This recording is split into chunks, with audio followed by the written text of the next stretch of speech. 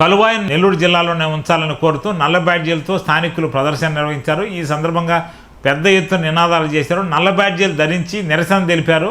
కలువాయి మండలం గతం నుంచి నెల్లూరు జిల్లాలో ఉందని, ఇప్పుడు మళ్ళా దీన్ని తిరుపతికి తరలించడం సమంజసం కాదని వారు ఆవేదన వ్యక్తం చేశారు.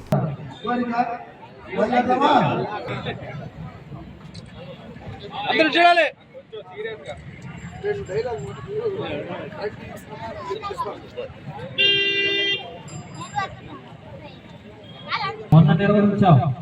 ఈ రోజు కూడా 3 కార్యక్రమాలు జరిగాయి. ఈ రోజు ఇదే విధంగా ప్రతిరోజు ఇక్కడ నిరసన కార్యక్రమాలు జరుగుతాయి. కానీ గ్రామ ప్రజలు అందరూ ఈ కార్యక్రమంలో పాల్గొని మండల ప్రజలు మండలంలో ఉండి అన్ని గ్రామాల నుంచి కూడా నిన్న కూడా చాలా మంది వచ్చారు. చాలా దూర ప్రదేశాల నుంచి కూడా వచ్చారు.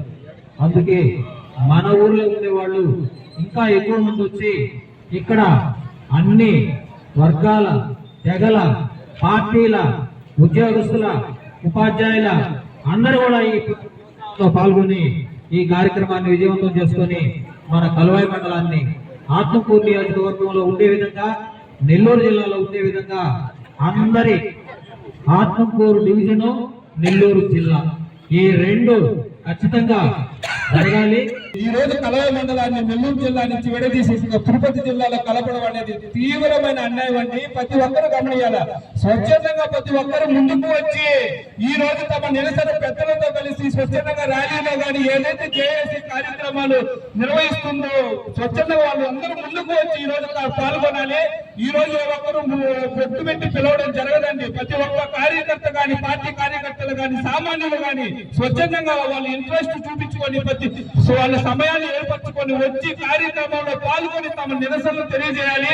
ఈ రోజు భౌగోళిక పరంగా కానీ, ఆరోగ్య సేవల పరంగా కానీ, రవాణా పరంగా కానీ ప్రతి ఒక్కటి కూడా ఈ రోజు నెల్లూరు మనకి దశాబ్దాల కాలంగా అనుబంధం అండి. ఈ రోజు తిరుపతి జిల్లాలో కల్పితే మన తీవ్రమైన అన్యాయానికి గురవుతాం. భవిష్యత్తు తరాలకు కూడా మన అన్యాయం చేసిన వాళ్ళు అవుతాం.